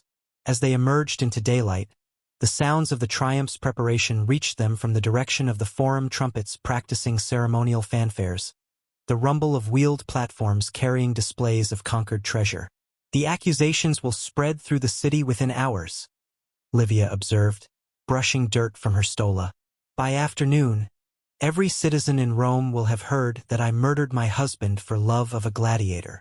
Then we must ensure that by evening, they learn the truth about who actually threatens the empire, Gaius replied. They had escaped immediate arrest, but their enemy's strategy was becoming clear. The forged letters would destroy Livia's credibility as a witness, while the legal proceedings created justification for eliminating them both. Senator Brutus had learned that direct violence carried risks, so he had chosen the more sophisticated approach of legal persecution backed by manufactured evidence. We still have one advantage, Livia said as they made their way toward the forum through back streets and alleyways. The conspirators believe we are in custody, unable to interfere with their plans. That advantage disappears the moment they discover our escape. Then we must use it quickly, before they realize their mistake. The triumph would begin within the hour, and somewhere along its route, assassins waited to strike down an emperor while the city celebrated. Armed with knowledge but lacking official authority, two fugitives from justice prepared to risk everything in defense of an empire that had branded them criminals. The forged letters had been intended to destroy them, but instead had provided the final motivation they needed to see their mission through to its conclusion, whatever the cost to themselves. The carved wooden bird sat in Gaius's palm like a captured piece of sunlight, its wings spread in eternal flight toward freedom that existed only in the imagination of its creator. He had worked on it during the long nights in his gladiatorial cell, using a broken piece of metal to coax graceful curves from a scrap of olive wood smuggled from the training yard. "It's beautiful," Livia whispered, turning the small sculpture to catch the flickering light of their hidden oil lamp. They had taken refuge in an abandoned shop near the Forum. Its former owner fled to avoid creditors months earlier. Through gaps in the boarded windows, they could hear the Triumph's opening ceremonies beginning in the streets outside. "I started carving it the night after I killed Marcus," Gaius admitted, his voice soft with memory. "Couldn't sleep, couldn't stop thinking about what I had done. My hands needed something to do besides remember the feel of the sword entering his body." The bird's wooden feathers were rendered with remarkable detail despite the crude tools available to a slave. Each wing showed individual plumes carved with patience that spoke of nights spent in contemplation rather than rest. The creature's head was turned skyward, its beak open as if calling to companions somewhere beyond the reach of earthly chains.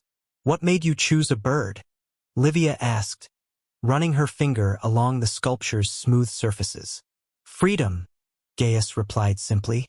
"Birds go where they choose when they choose. No master owns the sky." They sat close together in the dim space, sharing warmth and the dangerous intimacy that comes from facing death alongside someone who understands the weight of difficult choices. 3 days earlier, they had been strangers connected only by violence and political necessity. Now they were partners bound by shared purpose and growing affection that neither had expected. "When I was young," Livia said quietly, "I used to watch birds from my father's villa and imagine what they saw during their flights. The world must look so different from above, patterns invisible to those bound to earth, connections that become clear only with proper perspective." "Is that how you see our situation?" "From a bird's eye view. Sometimes, when I step back from immediate fears and look at the larger picture, I can see how all the pieces fit together. Marcus's investigation, your arrival in the arena, the conspiracy's desperation to silence us. It all forms a pattern that makes sense when viewed from sufficient distance." Gaius closed his hand gently around the wooden bird, feeling its familiar weight and texture. "What pattern do you see?" "Two people who should have been enemies discovering they share the same values. A gladiator who fights with honor even when honor brings no reward. A widow who chooses justice over safety, despite the cost to her reputation and security. And what does that pattern suggest about our future?" Livia met his eyes in the lamplight, seeing past the scars and calloused hands to the intelligence and integrity that had sustained him through years of degradation and violence. "It suggests that some partnerships transcend their original purposes." "You mean this marriage could become more than political convenience?" "I mean it already has become more than political convenience." The admission hung between them like morning mist, delicate and transformative. Neither had planned for emotional attachment to complicate their alliance, but the shared dangers and mutual respect had created bonds deeper than legal documents or strategic necessity. "Livia," Gaius said carefully, "when this is over, assuming we survive, what happens to us?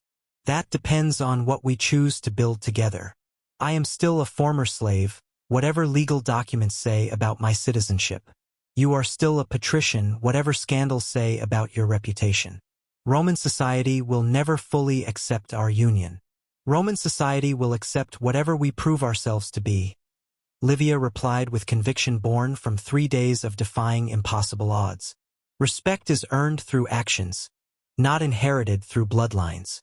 The sound of trumpets grew louder outside their hiding place, announcing the emperor's approach to the Temple of Jupiter where the assassination would be attempted. Soon they would leave this temporary sanctuary to play their parts in a deadly drama that could reshape the empire's future. "There is something else I want to tell you," Gaius said, offering her the wooden bird. "About the night I carved this.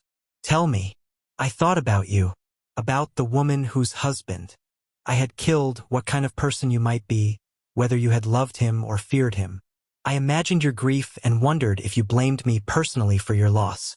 What conclusion did you reach?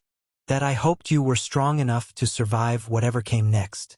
That you deserved better than being defined by another person's choices, even if that person was your husband." Livia accepted the wooden bird, understanding that it represented more than artistic creation. It was a gift that spoke of empathy, imagination, and hope preserved despite circumstances designed to crush such tender emotions. "Keep it," Gaius said, "as a reminder that freedom is always possible, even when escape seems impossible." "I will treasure it," she promised, tucking the carving carefully into the folds of her stola. "But I want you to know that I no longer think about escape." "What do you think about?" "Building something worth defending." The trumpets reached crescendo outside, signaling the triumph's climactic approach to the temple where conspirators waited with poisoned daggers and corrupted guards. Time for contemplation had ended. Time for action had arrived. "Are you ready?" Gaius asked, checking the concealed weapons they had acquired during their flight from the villa.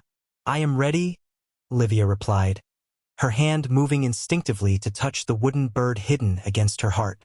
Together, they prepared to emerge from hiding and risk everything in defense of an empire that had branded them criminals, but still deserved protection from those who would sell its future to foreign enemies. The carved bird would fly with them into battle, carrying their hopes for a freedom earned through courage rather than granted by circumstance. Marcus's final confession lay hidden beneath the altar stone of the family shrine, sealed in wax and wrapped in oiled leather to preserve it through the ages. Livia's trembling fingers broke the seal that Marcus had placed there mere hours before entering the arena, revealing words that would transform everything they believed about his death and their marriage. "My beloved Livia," the letter began in Marcus's precise handwriting. "If you are reading this, then my plan has succeeded and I am dead by the hand of an honorable man. Do not grieve for me, for I chose this death to save both our lives." Gaius read over her shoulder, his breath catching as Marcus's strategy revealed itself in shocking detail. They had discovered the confession while searching the villa's hidden spaces for any evidence the conspirators might have missed, never expecting to find a document that would redefine their understanding of recent events. "I learned of Brutus's assassination plot against me 3 days ago," the letter continued. "My investigation of the Syrian grain contracts had uncovered too much evidence of their foreign connections. They planned to poison me at tomorrow night's dinner, claiming I died of natural causes while making the evidence of their conspiracy disappear with my death." Livia sank into a chair, the implications of Marcus's words washing over her like cold water. Her husband had not been a victim of circumstance but the architect of his own dramatic demise, choosing the manner and timing of his death rather than allowing his enemies to dictate terms. "I could not permit them to murder me quietly and cover their tracks," Marcus's confession revealed. "My death needed to be public, dramatic, and connected to evidence that would survive my killing. So I arranged to die in the arena, by the sword of a man whose character I had researched thoroughly." "He investigated you?" Livia said to Gaius in amazement. "Marcus knew about your military service, your fall from grace, even your reputation among the other gladiators. I chose Gaius specifically because his honor has remained intact despite his circumstances," the letter confirmed. "A man who treats fellow slaves with kindness, who fights only when necessary, and who has never betrayed a confidence even under torture. I trusted him to discover the evidence I would carry into the arena and to act upon it wisely." The revelation reframed every interaction they had shared since Marcus's death. His choice of Gaius as executioner had not been random but carefully calculated. Even their marriage had been anticipated and planned, designed to give them legal standing to pursue the conspiracy while protecting Livia from the consequences of Marcus's involvement. More importantly, the confession continued, "I knew that Livia would need a protector whose loyalty could not be purchased by enemy gold, a man whose own honor would compel him to defend her even at the cost of his life. In asking you to marry her, I am not imposing a burden but offering a gift, the partnership of two remarkable people who deserve better than the circumstances that brought them together." Gaius felt tears sting his eyes as he read Marcus's assessment of their character and potential. The senator had engineered not just his own death but their salvation, creating circumstances that would allow them to find each other while serving Rome's greater good. "But most of all," Marcus wrote, "I wanted Livia to experience real love with a man who would value her intelligence rather than merely her family connections. Our marriage was arranged for political purposes, and while I hope I treated her with respect, I know I never gave her the affection she deserved. Gaius, if you are reading this alongside her, know that you have my blessing and my gratitude for providing what I could not. The letter's final paragraphs contain detailed instructions for accessing additional evidence hidden throughout the villa, along with contacts among loyal citizens who could be trusted to support their cause.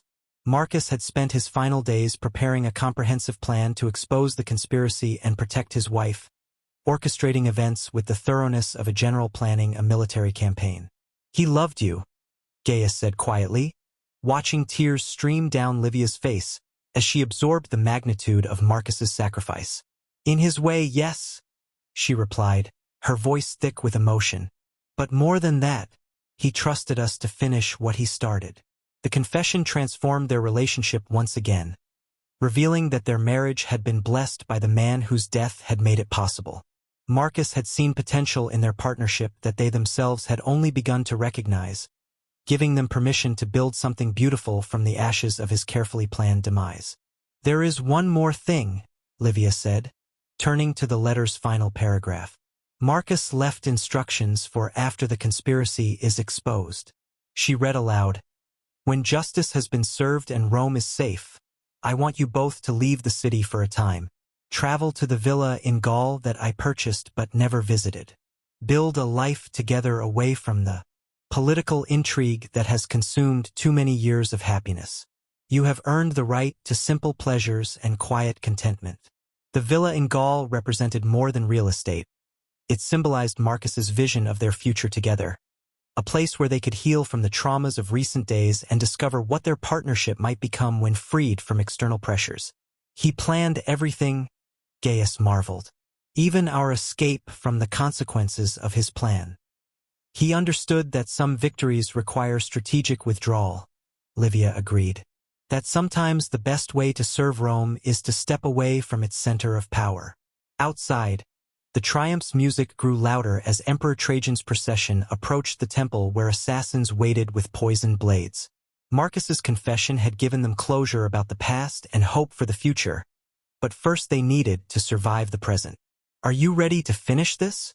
Livia asked, carefully resealing the confession in its protective wrapping. "I am ready," Gaius replied, understanding that they now fought not just for Rome's safety, but for the future that Marcus had envisioned for them. The dead senator's final gift had been more than evidence or strategy. It had been permission to love each other without guilt, and hope that their partnership could transcend the violent circumstances of its beginning.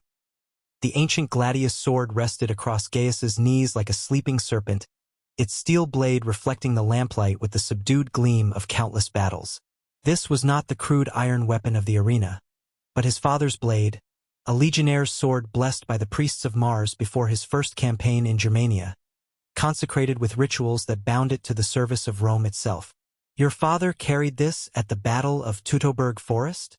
Livia asked, examining the worn leather grip that bore the imprint of 2 generations of hands. "He survived that disaster by fighting his way through 3 miles of German ambush," Gaius replied, his voice heavy with memory and pride. 20,000 Romans died in those dark woods, but he lived to see Rome again because this blade never failed him. The sword had come to him through Centurion Flavius, who had retrieved it from the Gladiator barracks where Gaius's few possessions remained under guard. Flavius understood that some weapons carried more than sharp edges. They bore the accumulated honor of those who had wielded them in service to ideals greater than personal survival. "Tonight, it returns to its true purpose," Gaius continued, testing the blade's balance with practiced movements, defending Rome against her enemies, as it was always meant to do. They sat in the basement of a wine merchant's shop near the Temple of Jupiter, their final hiding place before the assassination attempt that would determine the empire's fate. Above them, the triumph celebration reached its crescendo as Emperor Trajan approached the temple steps where he would offer sacrifices to the gods who had granted Roman victory in distant Dacia. Livia checked the concealed dagger Flavius had provided, its narrow blade designed for close work rather than battlefield combat. She had never killed anyone, but the past 3 days had taught her that survival sometimes required crossing lines that peaceful lives never approached. "I keep thinking about what comes after," she admitted, adjusting the weapon's position beneath her stola. If we succeed, if we expose the conspiracy and save Trajan's life, what then? Do we simply return to normal existence as if nothing happened? There is no returning to who we were before, Gaius replied thoughtfully. We have seen too much, learned too much about the fragility of the things we assumed were permanent. The empire, the law, the social order that seems so solid, all of it depends on people choosing to uphold it rather than tear it down for personal gain. And choosing to fight for it when others try to destroy it. Yes, that too. They had spent the afternoon reviewing Flavius's intelligence about the assassination plot, studying maps of the temple complex and identifying the positions where corrupted Praetorian guards would create openings for the actual killers. The plan was sophisticated in its simplicity. Create momentary chaos during the sacrifice ceremony. Strike with poisoned blades that would simulate heart failure, then restore order while announcing the emperor's tragic but natural death. The poison they will use is extracted from Syrian scorpion venom, Gaius explained, sharing knowledge gained from his military service in the eastern provinces. It mimics the symptoms of sudden cardiac failure in older men. Even skilled physicians would have difficulty identifying it as murder rather than natural causes. Unless they know to look for specific signs, Livia added. Marcus documented their methods in his final notes, including the antidotes that can counteract the poison if administered quickly enough. She produced a small vial containing clear liquid that Flavius had obtained from loyal palace physicians. If Trajan is struck despite our efforts, this might save his life long enough for proper medical treatment.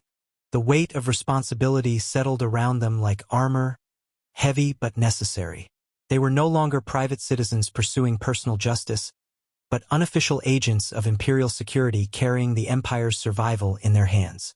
The magnitude of their task would have been overwhelming if they had not already proven to themselves that desperate courage could overcome impossible odds. There is something I want you to know, Gaius said, setting aside his father's sword to take Livia's hands in his own. Whatever happens tonight, these have been the most meaningful days of my life. Even though they began with you killing my husband and may end with both of us dying, especially because of that. 3 days ago, I was a slave fighting for the entertainment of people who saw me as less than human. Now I am a free citizen preparing to defend the empire alongside a woman He paused, searching for words adequate to the moment. A woman you what? She prompted gently. A woman I love more than I thought possible to love anyone. The declaration hung between them like incense in a temple, sacred and transformative. Livia felt tears gather in her eyes, not from sadness but from recognition that some bonds transcend the circumstances that create them. I love you too, she replied simply.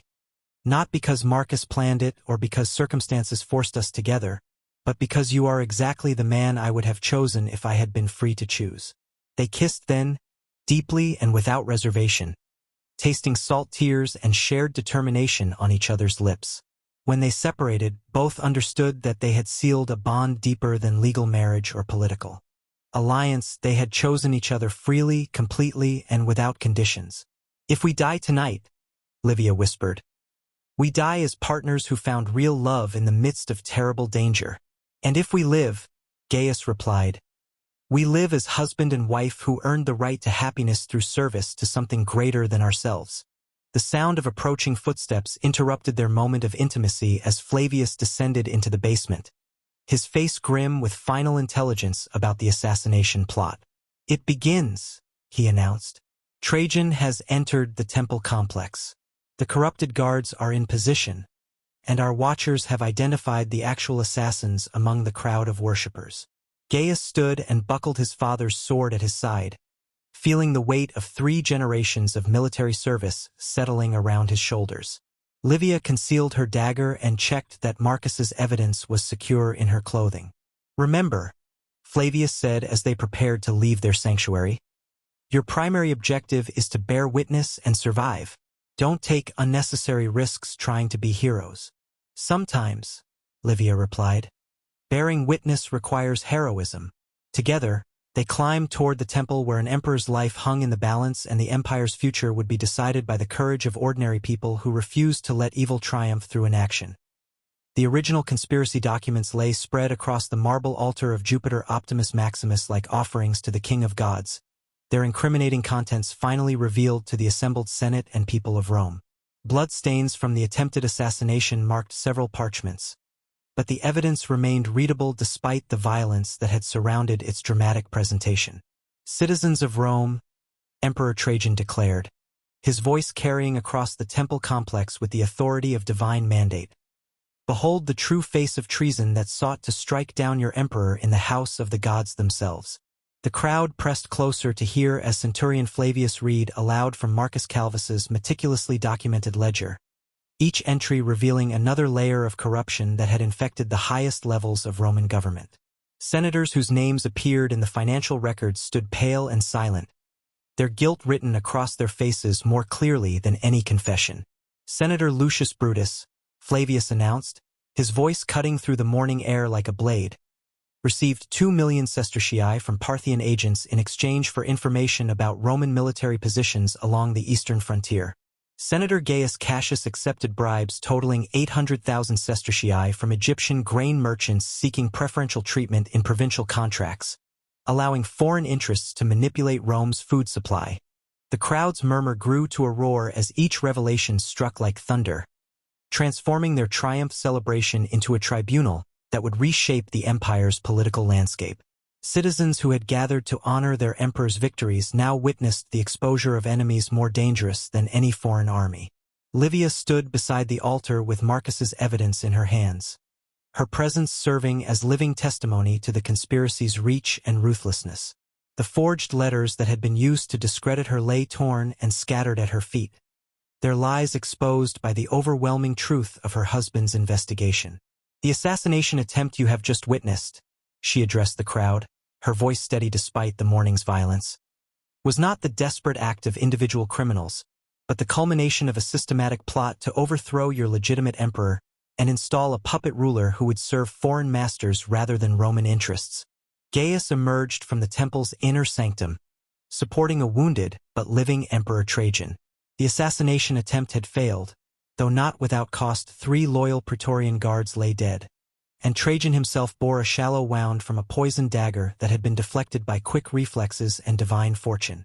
"Let all Rome know," Trajan announced, his imperial dignity intact despite the blood on his toga, "that the conspiracy against our empire has been exposed through the courage of citizens who placed duty above personal safety." The crowd erupted in cheers as they realized their emperor had survived the treacherous attack.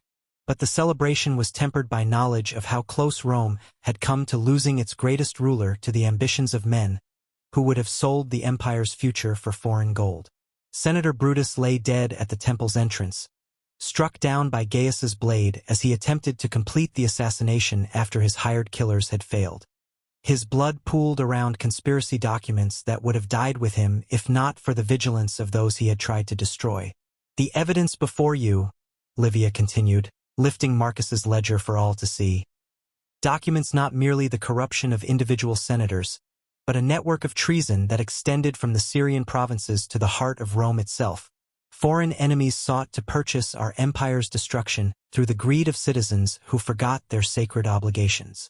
The surviving conspirators Cassius, Porcius, and a dozen lesser accomplices stood under heavy guard as their crimes were read to the assembled multitude. Some maintained defiant silence, while others begged for mercy that would not be granted for treason of such magnitude. "Justice will be swift and complete," Trajan declared. "Those who would sell Rome to her enemies have forfeited their right to Roman citizenship and Roman mercy." The emperor turned to address Livia and Gaius directly, his words carrying the weight of imperial gratitude and recognition. "Citizens Livia and Gaius, you have served the empire with honor that surpasses the achievements of many who were born to higher stations. Rome owes you a debt that can never be fully repaid. We ask for no reward beyond the knowledge that Rome remains free," Livia replied, speaking for both herself and her husband. "Nevertheless, such service must be acknowledged." Trajan gestured to an aide who approached bearing a scroll sealed with imperial purple. "By my authority as emperor and in gratitude for your sacrifice, I grant you citizenship in perpetuity, lands in Gaul for your retirement, and the eternal protection of the Roman state.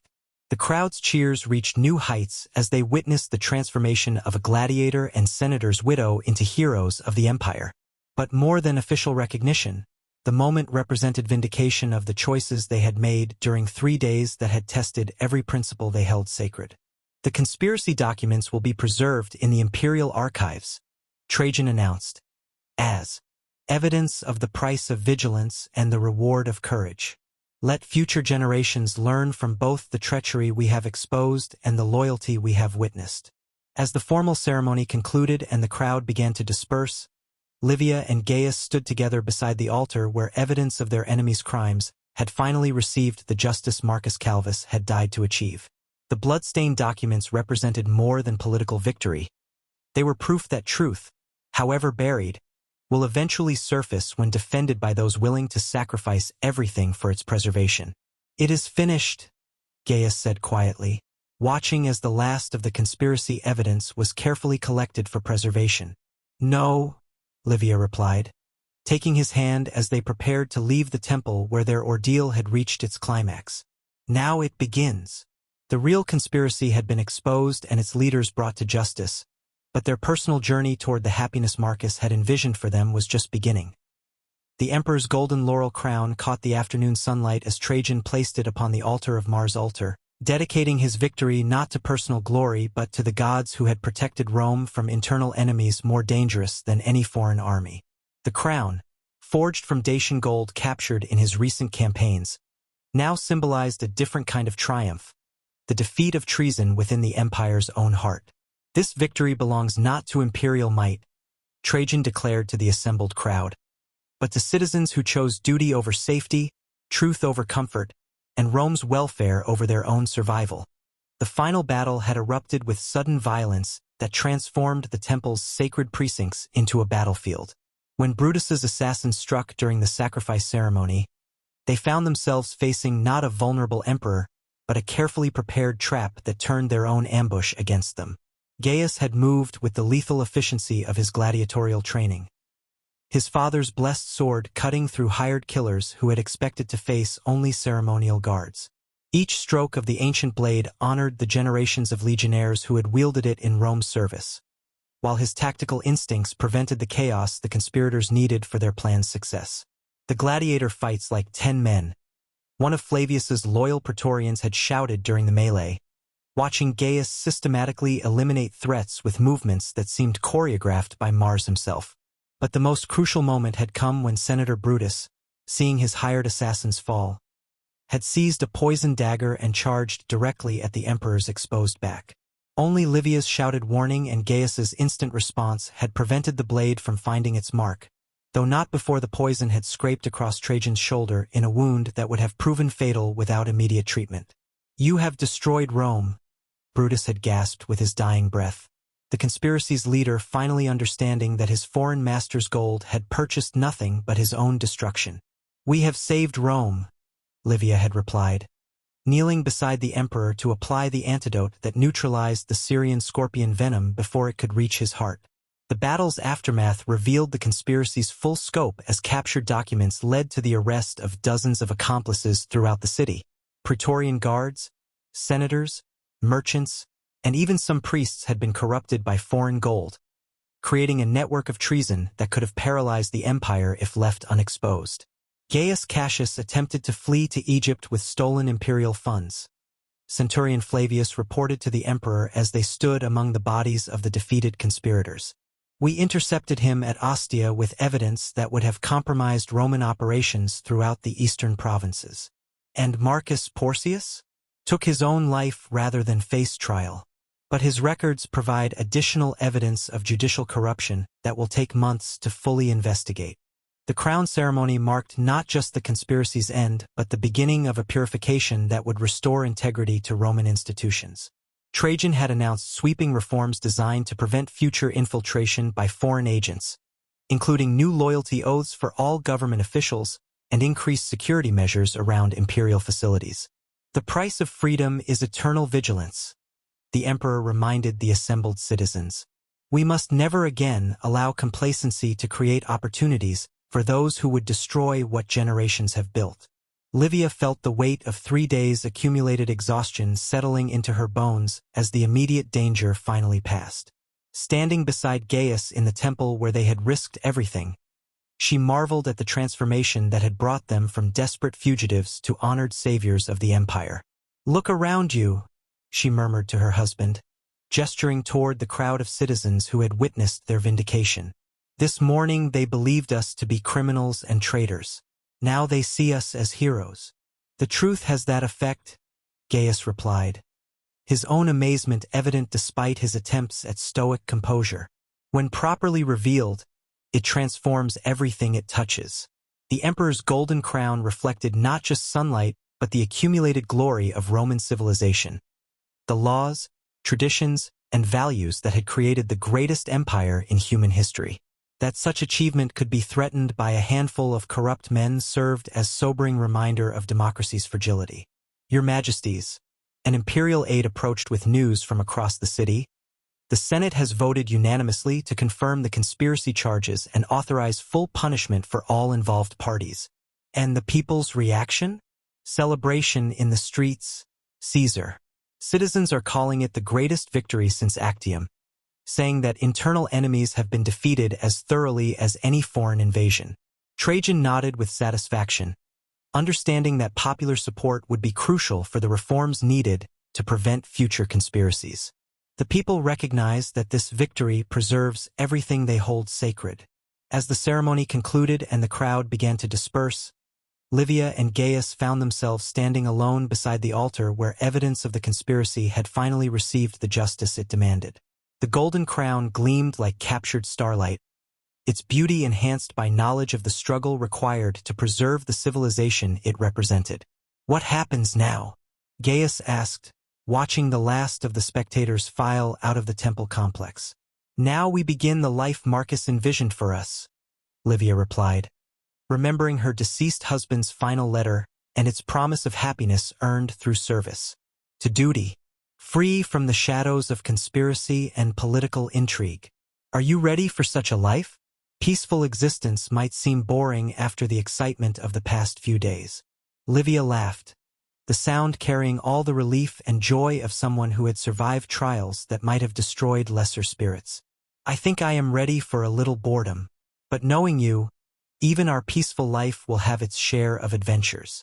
The golden crown continued to catch the light as temple servants began the task of restoration, cleaning away the bloodstains and preparing the sacred space for future ceremonies. Rome endured, as it always had, through the courage of those who refused to let it fall to lesser men with smaller dreams. The deed to their new villa lay unrolled across the marble table, its official seals and imperial signatures transforming parchment into promise of a future far from Rome's political intrigue. Emperor Trajan's gift encompassed 300 acres of fertile Gallic countryside, complete with vineyards, olive groves, and a modest but elegant house overlooking the Rhone River Valley. "Villa Libertas," Livia read from the deed's formal description. "In recognition of service to the empire and in hope of peaceful retirement from public life." Gaius traced the property boundaries marked on the accompanying map, his finger following lines that enclosed more land than he had ever dreamed of owning. Libertas, freedom, an appropriate name for a place where former slaves can become Roman citizens without apology or explanation. They sat in the temporary lodgings Trajan had provided while arrangements were made for their departure from Rome. The past week had brought a parade of visitors, grateful citizens, reformed senators seeking to distance themselves from the fallen conspirators, and various officials ensuring that the heroes of the conspiracy's exposure received proper recognition. "I received a letter from Elena today," Livia said, producing a scroll from her personal correspondence. "She writes from Seattle, expressing amazement that her mother has become the most famous woman in the empire. What does she think of your remarriage? She says any man brave enough to marry me and then save the emperor's life must possess extraordinary judgment and courage." Livia smiled, remembering her daughter's characteristic blend of humor and affection. She also asks when she might meet her new stepfather. "And what did you tell her?" "That we will visit once we have established ourselves in Gaul. The villa has ample space for extended family gatherings, and I suspect our grandchildren would enjoy learning about their grandfather's adventures. The transformation from political fugitives to imperial favorites had occurred with bewildering speed, but Livia found herself looking forward to quieter days ahead. The villa represented more than reward for service. It symbolized freedom from the constant vigilance that Roman political life demanded. "Claudia has agreed to come with us," she added, "along with several other household staff who wish to remain in our service. We will not lack for familiar faces in our new home." And Centurion Flavius? Promoted to tribune and assigned to imperial security. Trajan wants men of proven loyalty in positions where they can prevent future conspiracies. Livia set aside the deed and moved to the window overlooking Rome's 7 hills. He also asked if we would be willing to serve as informal advisors on matters requiring unconventional approaches. Gaius joined her at the window, placing his arm around her waist with the comfortable intimacy of a man who no longer questioned his right to such gestures. "Meaning he wants us available for situations that require people willing to take extraordinary risks." "Precisely, though he promises such requests would be rare and entirely voluntary." "What did you tell him?" "That we would consider each request on its merits. Some calls to service cannot be ignored, even in retirement." The view from their window encompassed the forum where they had been publicly vindicated, the Palatine Hill where they had first gained the emperor's ear, and the Colosseum where their unlikely partnership had begun with Marcus's carefully orchestrated death.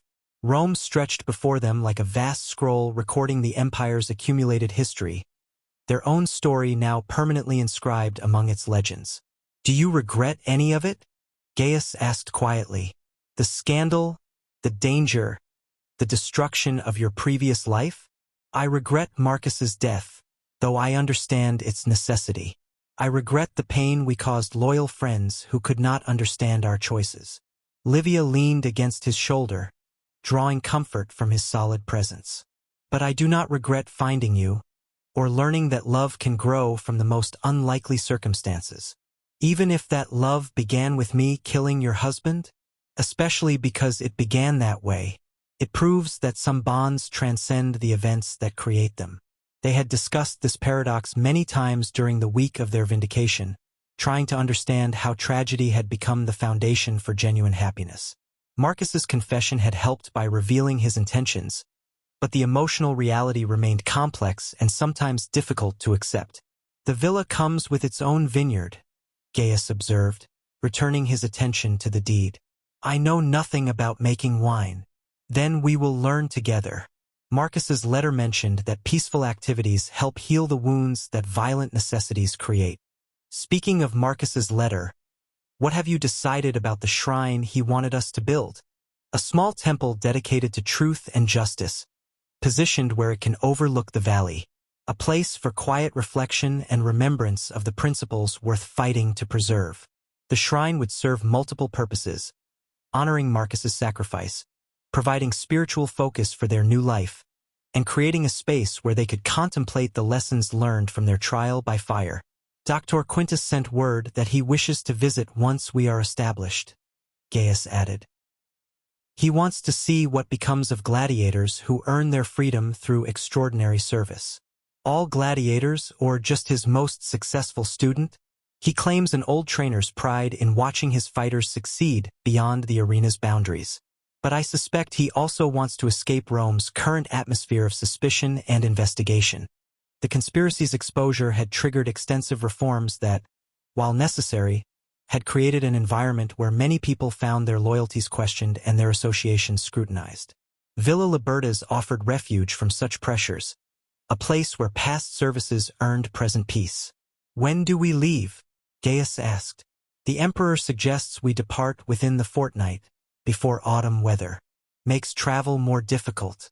Trajan believes our presence in Rome, while appreciated, serves as a reminder of recent troubles that the city needs time to forget, and time for us to begin the life we have earned." They stood together at the window, watching the sun set over the city that had tested every principle they possessed and ultimately granted them freedom to build something beautiful from the ashes of other people's ambitions. Tomorrow would bring more preparations for departure, but tonight belonged to quiet contemplation of journeys ending and new adventures about to begin. The deed to Villa Liberta's lay on the table behind them like a map to happiness, its official language unable to capture the hope and possibility it represented for two people who had found love in the midst of war and chosen each other despite every reason to remain apart. The birth certificates lay side by side in the wooden chest that held their most precious documents, official records marking the arrival of Marcus Gaius in the 3rd year of their marriage and little Livia Claudia 2 years later. Written in the careful script of Gallic magistrates, these parchments proved that love could indeed create lasting legacy from the most unlikely beginnings. 5 years had transformed Villa Liberta's from imperial gift into thriving family estate. The vineyards produced wine that competed favorably with the finest Italian vintages, while olive groves provided oil that local merchants eagerly purchased for trade throughout the province. But more importantly, the villa had become a haven where two people who had found each other in Rome's darkest hour could raise children in sunlight and peace. "Papa, tell us about the gladiators again," 6-year-old Marcus demanded, climbing onto Gaius's lap while his sister listened with the solemn attention of a 4-year-old, who already understood that her parents possessed histories more dramatic than most children's bedtime stories. "Which story do you want to hear?" Gaius asked, settling both children comfortably while Livia smiled from her chair beside the window. "The one about how you saved the emperor and married Mama." "That is a very long story," Gaius warned, though he had told various versions of it hundreds of times over the years. "We have time," little Livia announced with the supreme confidence of childhood. So Gaius began again, weaving together the threads of conspiracy and courage, betrayal and redemption that had brought their family into existence. He emphasized the importance of doing what was right despite danger, the value of loyalty to principles larger than personal comfort, and the surprising ways that love could grow from the soil of duty and shared sacrifice. "Your grandfather Marcus was a very brave man," he explained when the children asked about the husband Mama had lost. "He chose to die so that truth could live, and so that your mother could find happiness with someone who would love her as she deserved." The children accepted this complex legacy with the adaptability of youth, understanding that families could be built from unusual circumstances while remaining strong and loving. They played gladiator games in the villa's courtyard, but their battles always ended with honor and mercy rather than death and defeat. "Mama," young Marcus asked during one of their history lessons, "why did the bad senators want to hurt the emperor?" "Because they loved gold more than Rome," Livia replied, teaching her children lessons about loyalty and corruption that she hoped they would never need to apply personally. "They forgot that some things cannot be bought or sold. Like love, and honor, and the duty we owe to those who depend on our protection." The villa's shrine to truth and justice had become a place of pilgrimage for travelers who had heard the story of the conspiracy's exposure. Visitors came from across the empire to pay respects at the small temple where Marcus Calvus was remembered not as a victim, but as a hero who had sacrificed himself to save Rome from internal enemies. "Your father was remarkable," elderly visitors would tell the children, speaking of Marcus with the reverence due a martyr. "He saw the danger to Rome and chose to act, even though it cost him his life." "Our papa is remarkable too," little Livia would reply with fierce loyalty. "He saved the emperor and protects our family." Such exchanges had taught both children to honor the past while embracing the present, understanding that their unusual heritage brought both privilege and responsibility. Emperor Trajan had visited twice during their 5 years in Gaul, each time marveling at the transformation from political refugees to prosperous farmers and devoted parents. The empire's greatest ruler seemed to find genuine pleasure in witnessing the peaceful happiness that had grown from the violent circumstances of their first meeting. "You have built something beautiful here," he observed during his most recent visit, watching the children play among olive trees while their parents supervised the harvest. "We have been blessed beyond our deserving," Livia replied, her contentment evident in every aspect of their domestic harmony. "Perhaps Rome will call upon your services again someday," Trajan suggested with the careful diplomacy of a ruler who understood that some favors should be requested rather than commanded. "Perhaps," Gaius agreed, "but for now we are needed here, raising citizens who will serve the empire in their own time and according to their own gifts." The birth certificates in their document chest represented more than administrative records. They were proof that love could transcend its origins, that children could be raised in happiness despite their parents' traumatic beginnings, and that the future held promise even when the past contained tragedy. As evening settled over Villa Libertas, Gaius and Livia stood on their portico, watching their children chase fireflies through gardens that had once been wild countryside. The transformation seemed miraculous, from gladiator's cell and senator's widow to parents watching their own children discover the world's wonders. "Do you ever wonder what Marcus would think of all this?" Gaius asked, his arm around his wife's waist as they observed their domestic paradise. "I think he would be pleased," Livia replied softly.